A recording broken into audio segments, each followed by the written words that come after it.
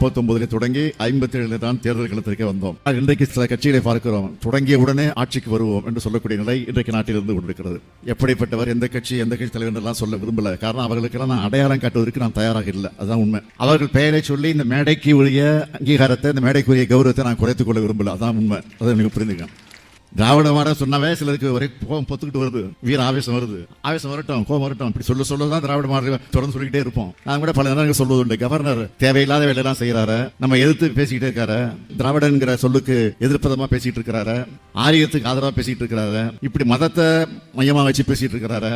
பேசட்டும், பேசதான் நமக்கு ஆதரவு ஜாஸ்தி ஆகுது. அவர் இருக்கணும், இருந்தாதான் திமுக இன்னும் வளருது.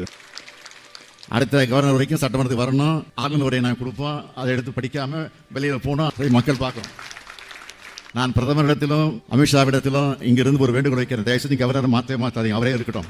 அதே மாதிரி தான் நீங்க யாரை நம்பி போனீங்களோ அது வீணா போச்சு அப்படின்னு வருத்தத்தோடு வந்திருக்கீங்களோ அவங்க இன்னும் பேசிக்கிட்டே இருக்கணும். அதே மாதிரி தொடர்ந்து பேசிக்கிட்டே இருக்கணும். பேசிக்கிட்டே இருந்தாதான் மக்கள் தெளிவாக புரிஞ்சுப்பாங்க, மக்கள் எல்லாம் ஆதரவு கொடுக்க மாட்டாங்க.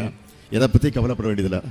மீண்டும் சொல்கிறேன், 7வது முறையாக நிச்சயமாக திராவிட முன்னேற்ற கழகம் தான் ஆட்சிக்கு வரும் என்ற அந்த உறுதி இந்த நேரத்தில் எடுத்து சொல்கிறேன். யாராவது ஏதோ பேசிட்டு இருக்கலாம், அதை நம்ம கவலைப்பட வேண்டிய அவசியமே இல்லை. நம்ம சாதனைகளை மக்கள் புரிந்து கொண்டிருக்கிறார்கள், அதை நினைவுபடுத்தினாலே போதும். 200 இல்லை 234 தொகுதியில் நாம் தான் வெற்றி பெறுவோம் என்னொரு சூழ்நிலை அமையும். அதற்கு நீங்கள் எல்லாம் துணை நிற்க வேண்டும். அந்த பணியை நிறைவேற்றி தருகிற நம்பிக்கை எனக்கு நிரம்ப இருக்கிறது.